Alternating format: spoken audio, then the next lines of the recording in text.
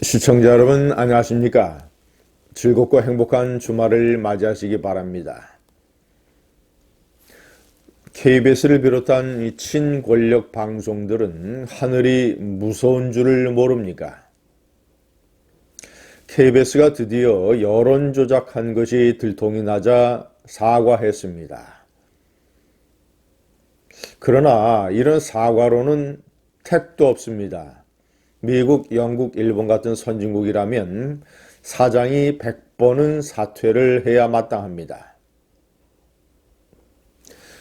KBS는 지난달 말에 여론조사를 보도를 했습니다. 한국 리서치에 의뢰를 했는데 이번 총선이 정권 심판이냐 야당 심판이냐, 야당 심판론이 더 우세하다는 내용을 보도를 했습니다. 그런데 그 문항이 아주 교묘하게, 야당에게 불리하게, 야당이 자기 반성 없이 정부의 발목을 잡는다, 이런 표현을 넣어서 야당에 대한 거부감을 자연스럽게 유도를 하는 교활한 방법을 썼습니다. 오죽했으면 선관위원회의 중앙여론조사심의위원회에서 선거법 위반이라는 판정을 내렸겠습니까? 결국 그런 판정이 나오니까 심재철 원내대표를 비롯한 한국당의 대표단에게 사과했습니다. 어떻게 이런 일이 일어났는지 경위를 조사하겠다, 재발을 방지하겠다. 이것도 역시 입에 바른 소리입니다. 양승동, KBS 사장 양승동. 이런 일이 생기면 책임을 지고 깨끗하게 사퇴해야 됩니다. KBS와 양승동의 죄과는 사실 이것은 조족지혈에 불과합니다. 그동안 어떻게 국민을 기만하고 정부 편에 서서 문벼천과 방송을 했는가.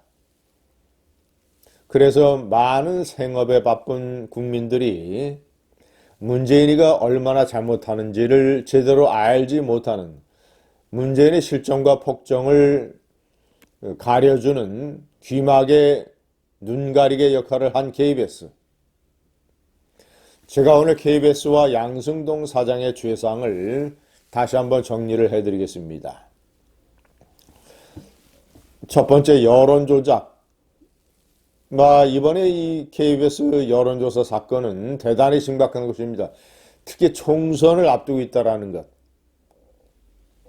아니, 정권의 중반부에 열리는 이 선거는 당연히 정권 심판이 되는 것 아니겠습니까? 이것을 보수 야당 심판론이라는 프레임으로 맞바꿔치기 위해서 KBS가 깃발을 드니까 다른 방송들도, 친권력 방송들도 야당 심판론이라는 이런 주제를 꺼내서 국민들에게 선동하기 시작했습니다. 제가 선거운동을 하면서 길거리에 나가보면 야당 심판은커녕 이 정부를 갈아엎어야 된다, 혼내줘야 된다, 그렇지 않으면 나라가 망한다, 이런 여론이 다수였습니다. 두 번째, 완전히 정권의 나팔수가 돼서 이것은 제가 일일이 얘기하지 않겠습니다. 제가 거듭 말씀드리지만 이 자유우파 세력은 재력가가 투자를 하거나 아니면 단체에서 만들거나 해서 KBS를 비롯한 이 친여 방송들이 사사건건 어떻게 편향 방송을 하는지를 철저하게 가려서 국민들에게 고발하고 법적 조치를 취해야 됩니다. 이런 방송들을 규탄만 할 게 아니라 실질적으로 우파는 그런 제어 장치를 마련을 해야 됩니다. 세 번째, 김제동에게 거액을 제공을 했습니다. KBS의 적자는 작년 한 해만 해도 약 1천억 원에 육박을 합니다.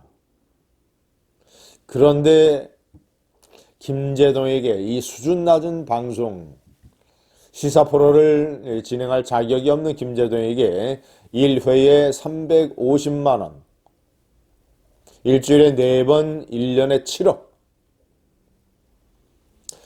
사실상 국민의 세금인 KBS 시청료를 이런 좌파 나팔수에게 퍼줘서 완전히 KBS가 박원순의 서울시 교통방송과 함께 좌파들의 물주가 됐습니다.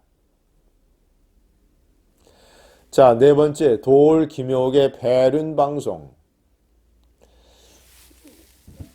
도올 아인 오방간다라고 하는 잘 시사나 역사 문제에 대해서 잘 모르는 탤런트 유아인을 같이 등장시켜서 김효공이가 이승만 대통령에게 대해서 패륜적 발언을 하는 이승만 대통령의 묘를 동작동 국립현충원에서 파내야 된다.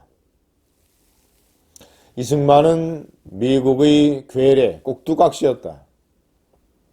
이런 식의 건국 대통령 독립투쟁가 이승만 박사를 폄훼하고 매도하는 이런 방송을 버젓이 내보낸 패륜, 국민들에 대한 반역 방송 KBS. KBS는 이런 방송에 대해서 사과 한마디 하지 않냐고, 관련자들을 징계하지 않냐고, 양승동이가 사퇴하지도 않냐고. 자, 다섯 번째, 산불 재난방송. 속초 이 산불이 크게 번져서 속초 시내를 위협을 하고 있는 그런 긴박한 상황에서 제가 말씀드린 이 말도 안 되는 수준 낮은 저품격의 김재동의 시사 프로를 내보내기 위해서 재난 주간 방송으로서의 의무를 회피했습니다. 방기했습니다.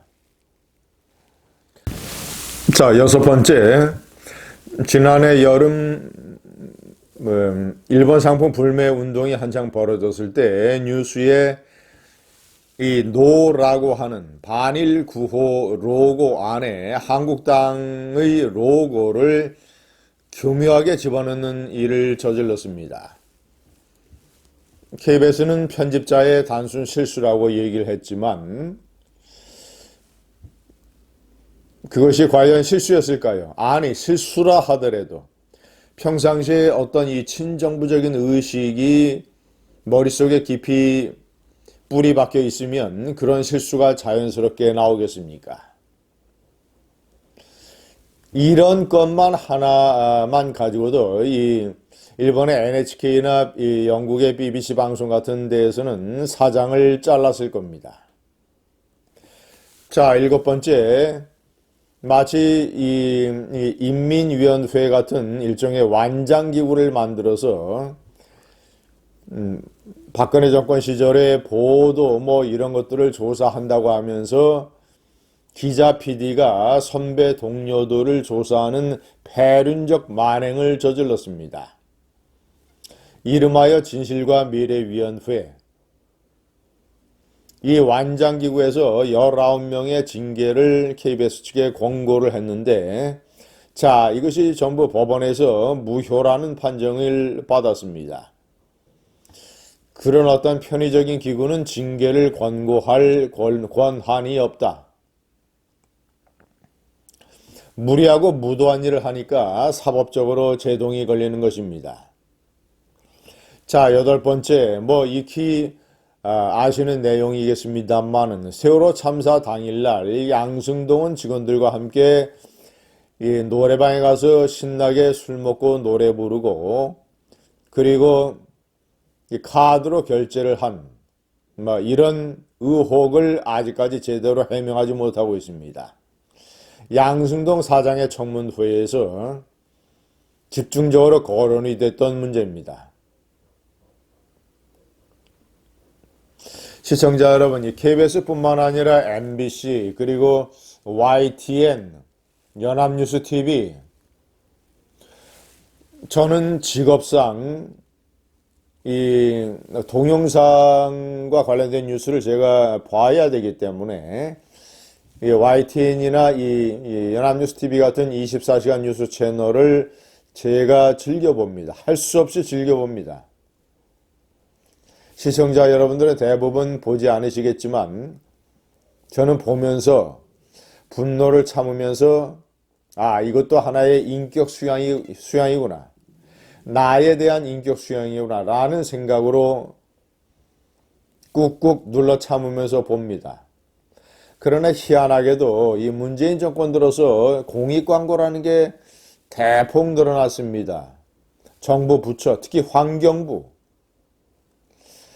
그리고 무슨 이 에너지관리공단 또는 무슨 각종 이런 공공기업체, 시청자들이 알 필요가 전혀 없는, 그리고 이런 내용들을 공익광고라고 하면서 방송을 해댑니다. 그 예산이 어디서 나오겠습니까? 사실상 국민들의 세금에서 나오지 않습니까?